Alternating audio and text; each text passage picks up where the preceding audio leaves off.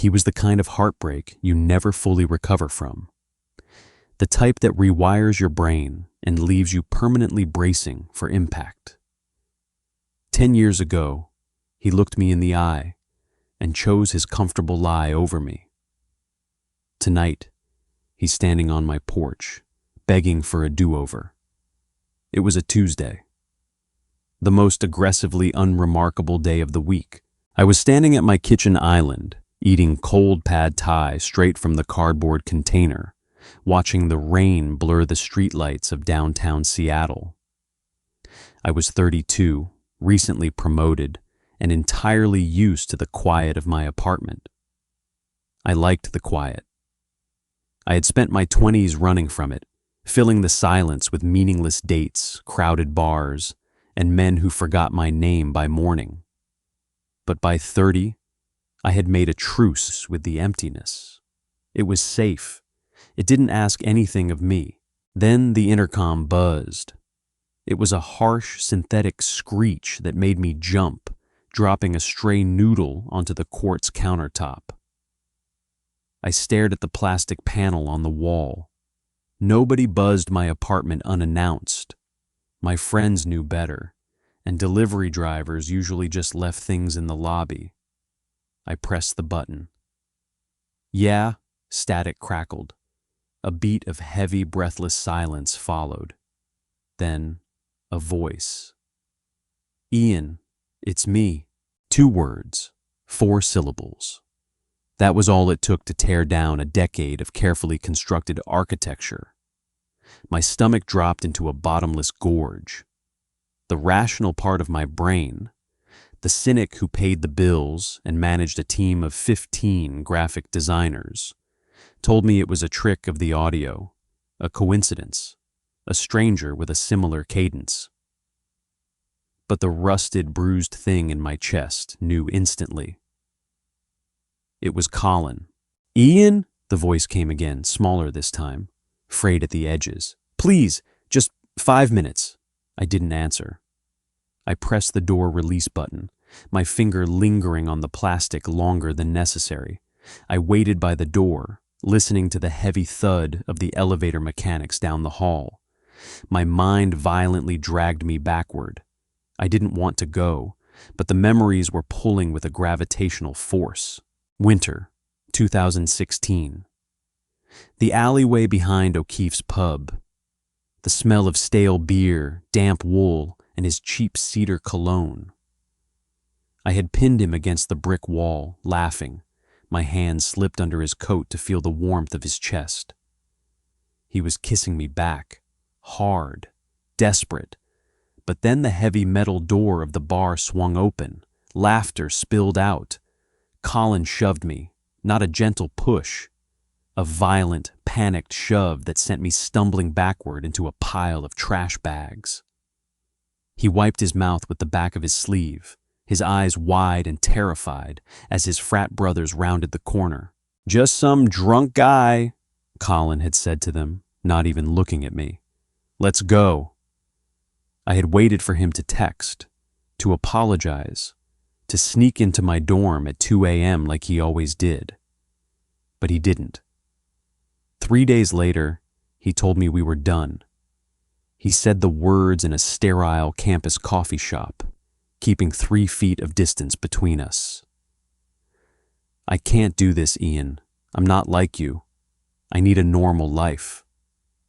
A soft knock pulled me back to the present. I unlocked the deadbolt and pulled the door open. He was standing under the harsh fluorescent light of the hallway. The golden boy was gone. The broad-shouldered, impossibly confident athlete who used to own every room he walked into had been replaced by a ghost. Colin looked thin, the kind of thin that suggests a prolonged war with his own body. His dark blonde hair was heavily threaded with gray at the temples. The tailored wool coat hung off his frame, and dark bruised circles carved half moons under his eyes. But his eyes were the same, piercing, painfully familiar blue. He looked at me, and I watched his throat work as he swallowed. He was taking inventory of me too. I knew what he saw. I had grown into my features. The awkward, overly eager college kid was gone, replaced by a man with a sharp jaw, an expensive haircut, and eyes that didn't give anything away. "You're wet," I said. My voice was entirely flat, monotone. "I walked from the station," he said. He rubbed his hands together. They were shaking. "I didn't know if you'd even be here, or if you'd let me up." "I haven't decided if I'm letting you in yet." Colin nodded slowly, accepting the hostility. He deserved it, and we both knew it. "That's fair. I know I have no right to be here, Ian. I know that."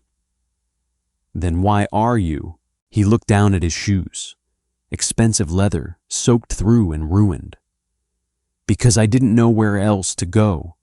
Because I've spent the last 10 years trying to forget the sound of your laugh, and I failed. Because I'm dying, Ian. And I couldn't leave without looking you in the eye one more time." The silence in the hallway became absolute. My cynical armor, the thick, impenetrable shell I had spent a decade forging, cracked right down the middle. I didn't gasp. I didn't reach for him. I just stared, letting the gravity of his words settle into the dust between us. I stepped aside, opening the door wider. "Take your shoes off. Don't ruin my floors." Colin stepped into the apartment. He moved with a careful, measured stiffness, like a man walking on a freshly healed, fractured leg. He slipped out of his ruined shoes and shrugged off his wet coat. I didn't offer to take it. He draped it awkwardly over the back of a dining chair. I walked into the kitchen and grabbed 2 heavy glass tumblers from the cabinet. I pulled a bottle of Lagavulin from the shelf. I didn't ask if he wanted a drink. I poured 3 fingers of the amber liquid into each glass. Neat. My hands were perfectly steady. I was proud of that. When I turned around, Colin was standing in the center of my living room, looking out the floor-to-ceiling windows at the Seattle skyline. The city lights reflected in his eyes. "You've done well for yourself," he said quietly, without turning around. "I have," I replied. I walked over and held out a glass. He turned, hesitating for a fraction of a second before taking it. His fingers brushed mine. A jolt of electricity, sharp and unwanted, shot up my arm. I pulled my hand back quickly, taking a sip of the scotch. The peat and smoke burned going down, anchoring me. "Sit," I instructed, gesturing to the gray sectional sofa. He sat down on the very edge of the cushions, holding the glass in both hands, staring down into the liquor as if it held the answers to a test he hadn't studied for. I took the armchair opposite him. I leaned back, crossing one leg over the other, forcing a posture of total, relaxed indifference. "So," I began, letting the word drag. "You're dying." It sounded callous. I meant it to. I wasn't going to make this easy for him. I wasn't going to be the soft, forgiving landing pad for a man who had pushed me out of an airplane without a parachute. Colin flinched, just slightly. "Straight to the point.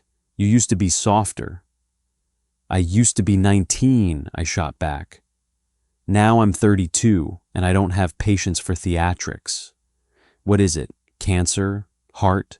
"Heart," he said. He took a slow sip of the scotch. "Cardiomyopathy. It's genetic. My dad died of it when he was 50. Mine decided to speed up the timeline. My heart muscle is weakening, pumping less and less blood." "Can they fix it?" "Medication helps manage the symptoms. But ultimately, no. I need a transplant. And given my specific blood type and antibody levels, the doctors aren't optimistic. I'm on a list, but..." He trailed off, giving a weak, fatalistic shrug. I've been in and out of the hospital for 6 months. I had a severe episode 3 weeks ago. Heart stopped. They had to use the paddles. I looked at him, really looked at him. The gray skin, the hollowed-out cheeks, the absolute soul-deep exhaustion radiating off him. My throat tightened, a physical ache blooming behind my sternum. I forced it down, pushed it away. I'm sorry, Colin, truly. That's a terrible hand to be dealt. I swirled the scotch in my glass.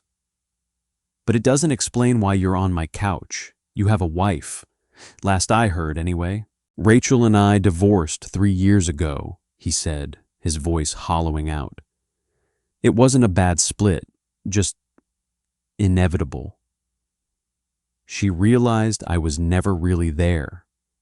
I was a ghost in my own marriage, going through the motions, playing the part of the successful straight lawyer with the beautiful wife and the house in the suburbs.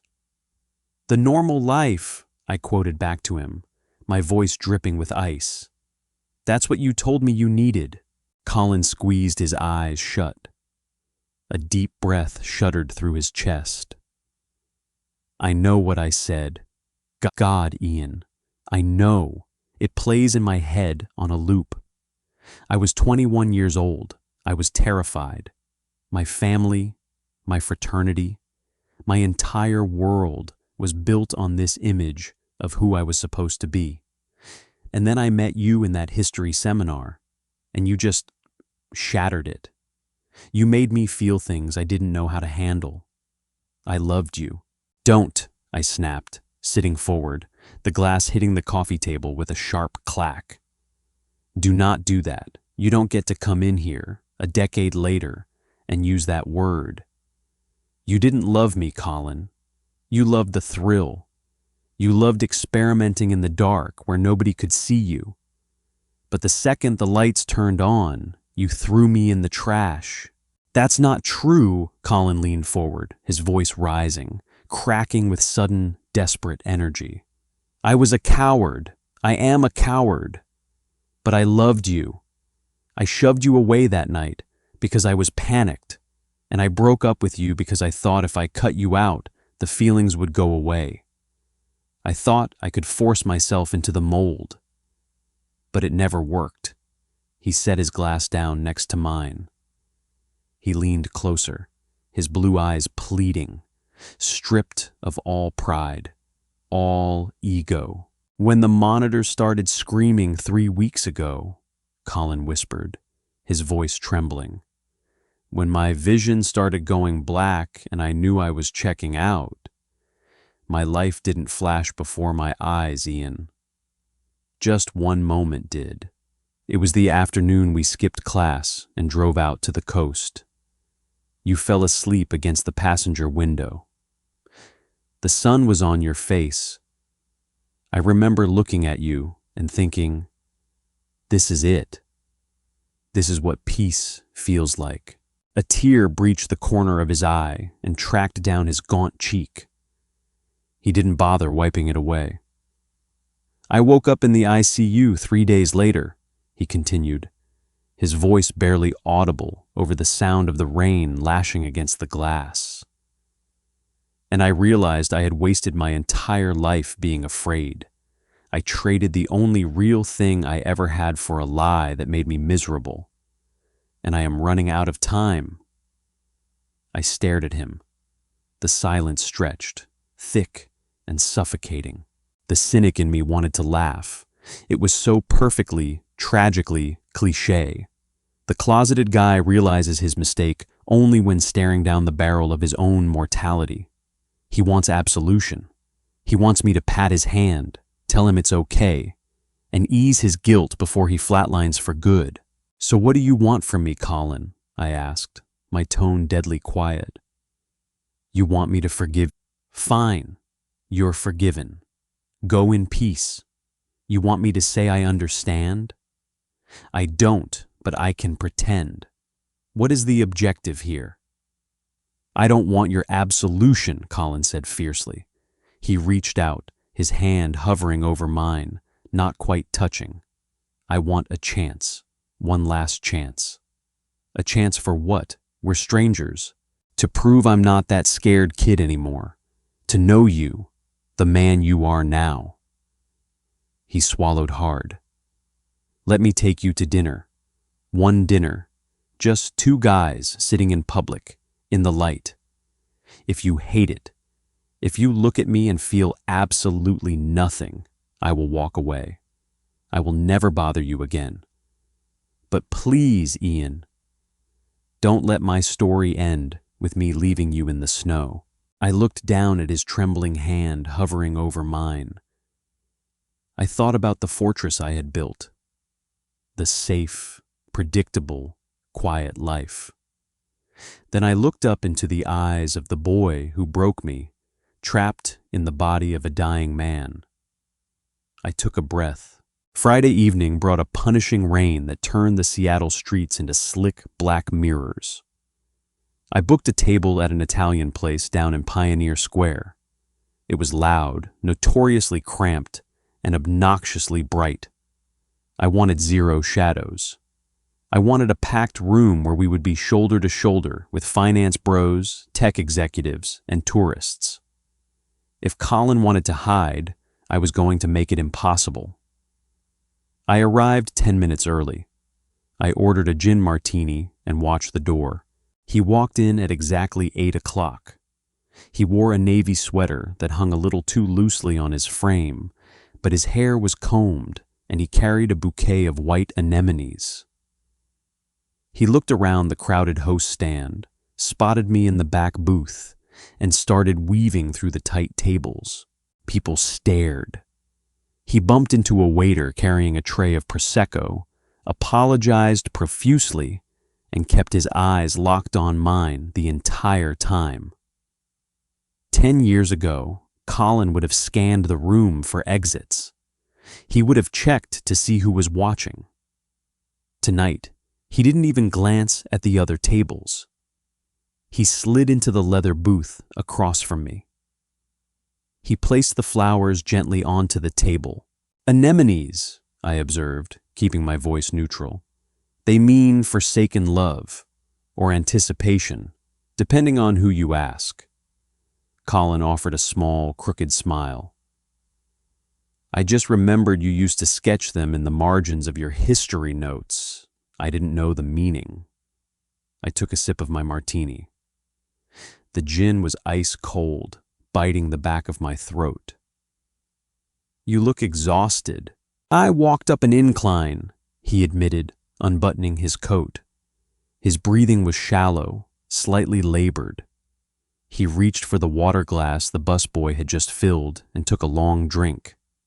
His hand trembled. But I'm here. The waiter appeared, rattling off the specials over the din of clattering plates and loud laughter from a neighboring table. We ordered. A heavy silence settled between us, instantly magnified by the noise around us. So, I said, leaning forward and resting my forearms on the white tablecloth, you're sitting in a crowded restaurant with a man on a Friday night. I am. No panic attacks, no checking for your old frat brothers. Colin looked down at his hands, then back up at me. His blue eyes were steady. I spent my whole life being terrified of what people thought, of what my father would think, even after he died. I built a whole life out of that fear. A house, a career, a marriage, and it was suffocating. I'm done being afraid, Ian. I don't have the energy for it anymore. Words are easy, Colin. I know. Just then, a voice boomed over the noise of the dining room. Colin? Colin Hayes, is that you? My stomach seized. I knew that voice.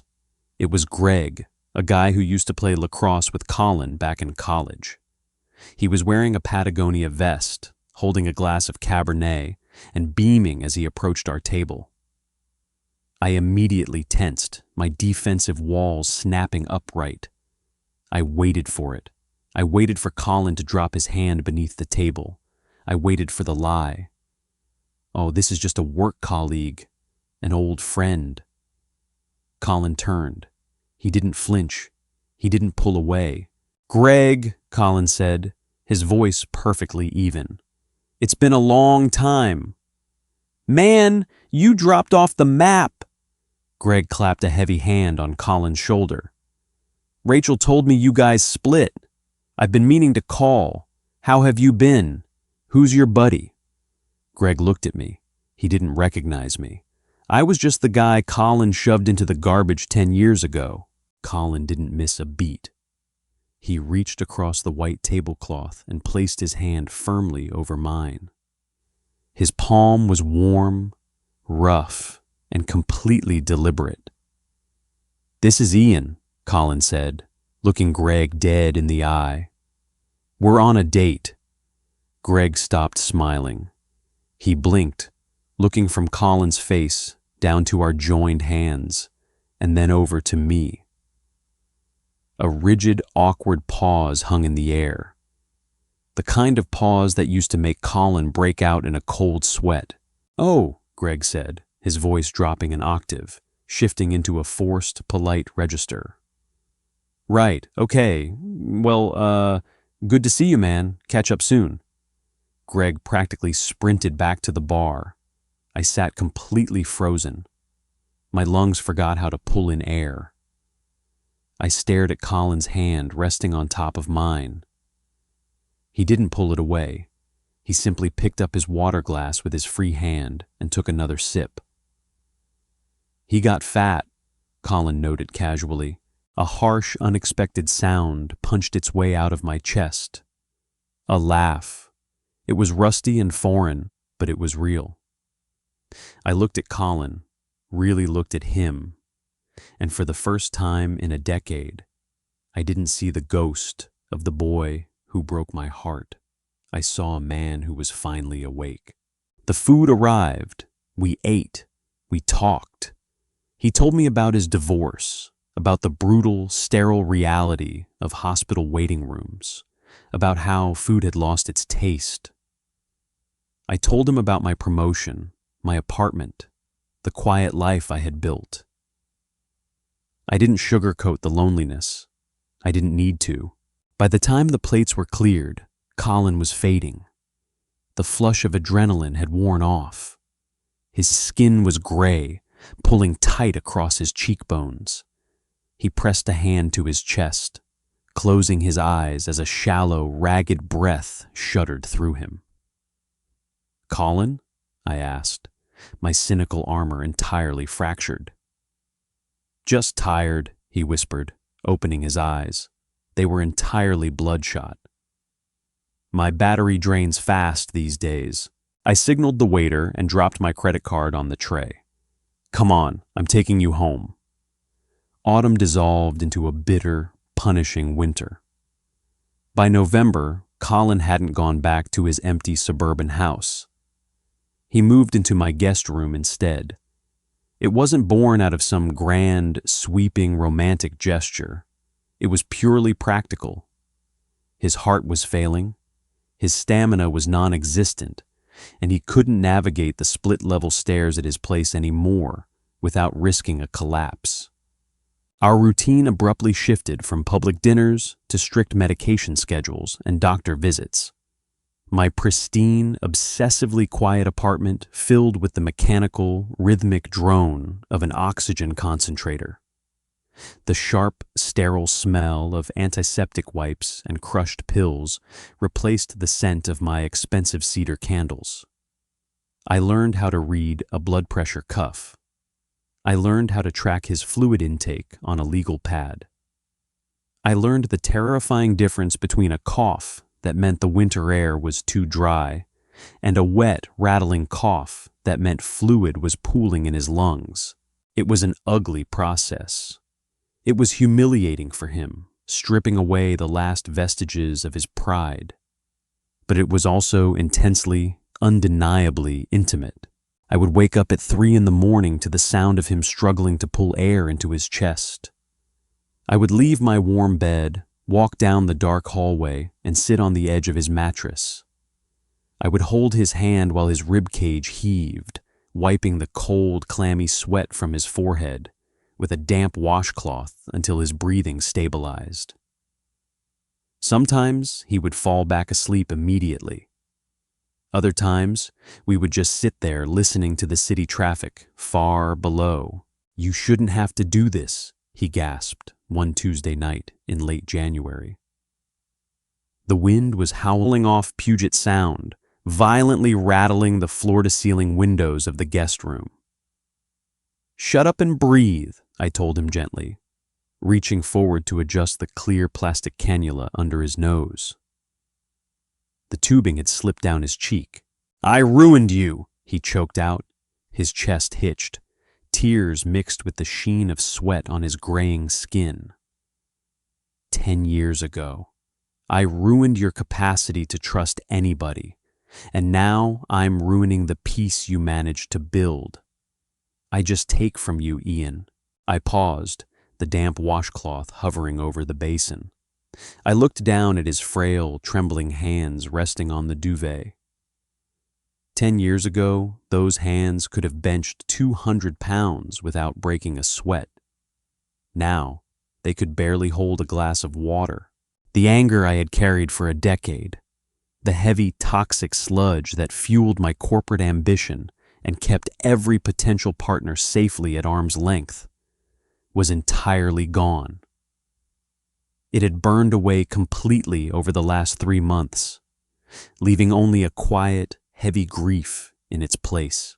"You didn't ruin me, Colin," I said. My voice was steady, anchoring him in the dark room. "You broke my heart, yes, you shattered it. But you gave it back. You didn't hide this time. You walked into a crowded restaurant, held my hand in front of someone from your past, and you stayed. You came back, and you fixed the exact thing you broke." He looked at me, his blue eyes searching my face in the dim, amber light of the street lamps filtering through the blinds. He squeezed my fingers. It was a weak, trembling grip, but he squeezed them, and he didn't let go until he finally drifted off to sleep. The call from the transplant center came exactly 2 weeks later. It was a Thursday afternoon. The sky outside was the color of bruised iron, threatening snow. I was in the kitchen, washing a coffee mug. The shrill ring of my cell phone pierced the quiet apartment. I wiped my hands on a dish towel and answered it. It was Dr. Hayes' office, the transplant coordinator. They had a match.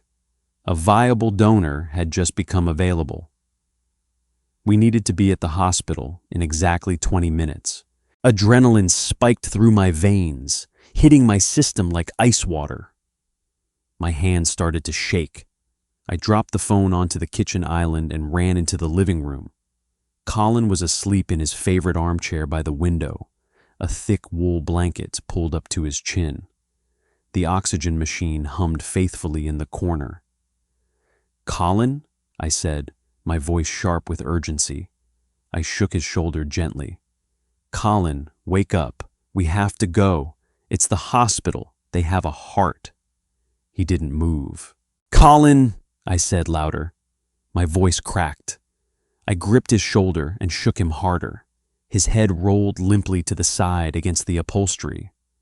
His eyes were half open, fixed and unseeing on the coffee table. His skin, usually pale, had taken on a waxy, translucent quality. I grabbed his wrist. It was cold. There was no pulse. The awful, rhythmic hiss of the oxygen concentrator kept pumping air into a body that could no longer accept it. I didn't scream. I didn't collapse into a heap. My brain simply short-circuited, struggling to process the colossal, devastating timing of it all.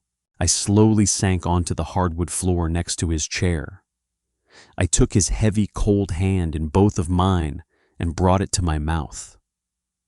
I pressed my forehead against his knuckles, and for the first time since I was 19 years old, standing alone in a snowy alleyway outside a bar, I let myself cry. The tears came silently at first, then racked my chest in violent, heaving sobs. I wept for the terrified boy he had been, for the brave man he had finally become, and for the 4 months we had stolen back from a universe that owed us nothing. He didn't get his miracle. The universe is rarely that kind, and medical science is rarely perfectly timed. But as I sat there on the floor of my quiet apartment, holding the hand of the only man I had ever truly allowed myself to love, the crushing weight in my chest slowly began to ease. I realized something profound. Colin didn't die a coward. He didn't die hiding in a lie. He died in the light, completely known, and holding exactly what he wanted. And finally, after 10 years of hiding in the dark myself, so did I. Did this story break your heart or make you believe in second chances? Drop a comment below and let me know if you would have forgiven Colin or if you would have left him at the door. If this emotional journey resonated with you, please hit that like button, share this video with someone who needs a good cry, and don't forget to subscribe for more deeply grounded, original dramatic storytelling every single week. See you in the next video.